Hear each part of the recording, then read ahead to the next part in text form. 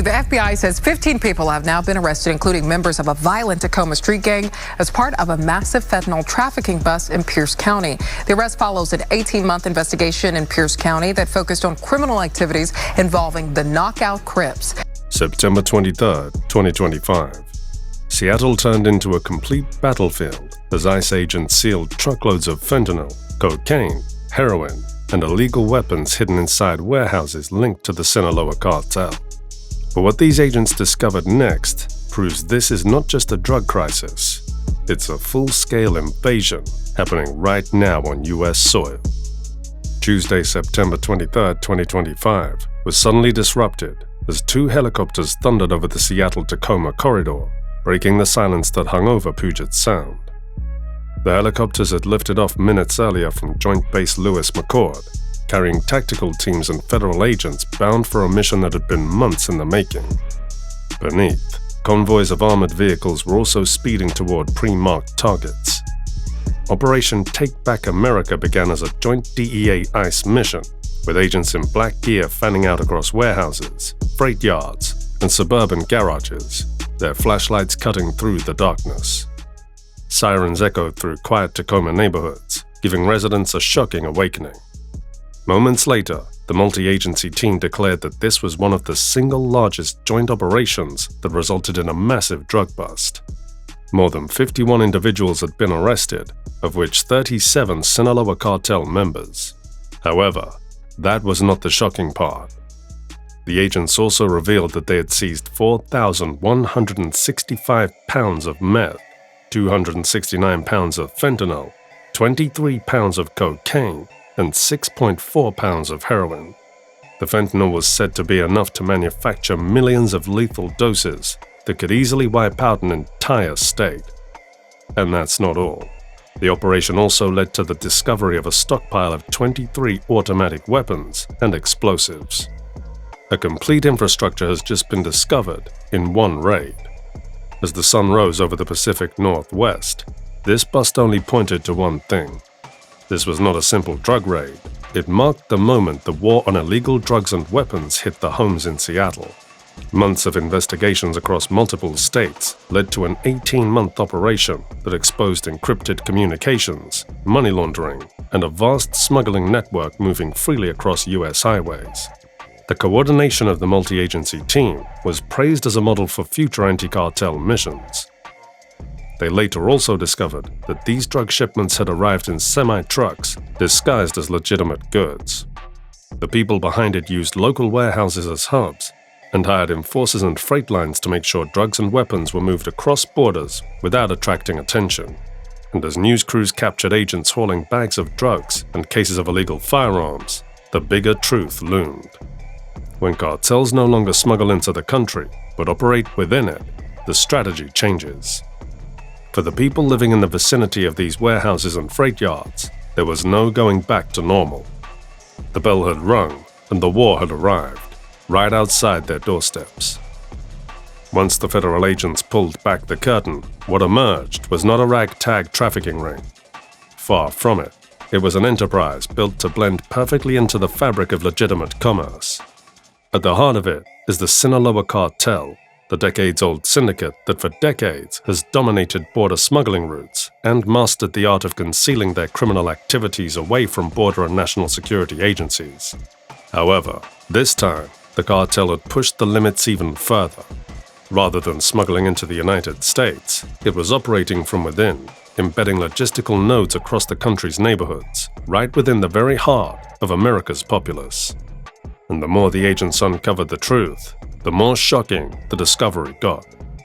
Digging deeper, authorities identified the key masterminds behind this network. The names: Rosario Abel Camargo Banuelos and Francisco Fernando Camargo Banuelos. Both of them hailed from Sinaloa and had brought with them a new model of cartel management.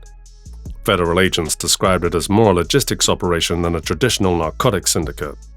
They had successfully orchestrated the forwarding of freight through legitimate trucking firms and customs brokers, and routed shipments from Mexico into California's freight hubs before moving them north along the I-5 corridor into Washington.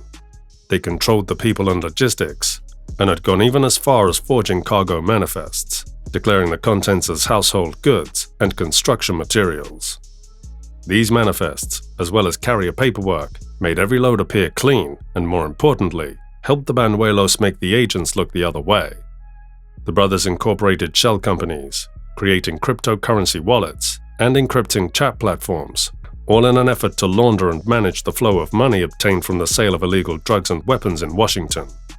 According to one federal document, such a well-structured system only meant one thing. The cartel is no longer just the smuggler at the border, but a branch office operator inside the US, controlling transport, storage, and street distribution from a single integrated system. In fact, it also emerged that this cell might have been operating in the Tacoma area for nearly 2 years by the time the bust was made. Needless to say, the fact that it might have operated for that long without raising suspicion only triggers more worrying questions than answers. Everything you think you know about the Sinaloa network is about to be turned upside down. Hit subscribe now, because what comes next will reveal dangers lurking closer than you ever imagined. Next from the Sinaloa brothers, US authorities apprehended several key figures on American soil. Isabel Barisapon, an ordinary truck driver, was caught transporting multi-pound shipments of meth and fentanyl across state lines. Jose Felix German, a Mexican national deported in 2013, had illegally returned to the US to oversee financial operations and coordinate local distributors. Both now face at least 10 years in federal prison, with the potential for life sentences under US drug and firearms laws. Beyond the arrests, the numbers tell an even grimmer story.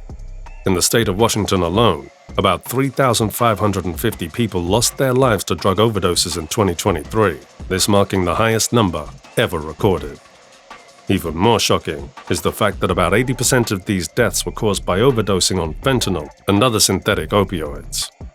Now imagine if the drugs seized had successfully found their way into the market. The repercussions would be a disaster, and it's possible that the state would have recorded yet another record number of deaths caused by overdosing on these drugs.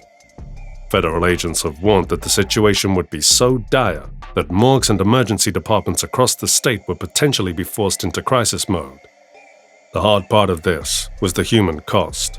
Behind every number was a family, someone's child, another life lost. Once considered far from key smuggling routes, Seattle revealed that the crisis extended nationwide. Its spike in overdoses echoed patterns seen across the US. The next part will even throw the federal agents off balance. Extensive investigations have now revealed that the Sinaloa Cartel has gone as far as crafting counterfeit pills to look like common medications such as Adderall, Xanax, or oxycodone. Multiple tests have even confirmed that slightly over 50% of these counterfeits contain a lethal dose of fentanyl. That's about 6 in every 10 counterfeit pills in the market. Imagine taking a pill, trusting it to help with anxiety, ADHD, or pain relief, only to end up in an emergency room from a fentanyl overdose. It goes without saying that America might have just unearthed one of the most shocking syndicates of all time.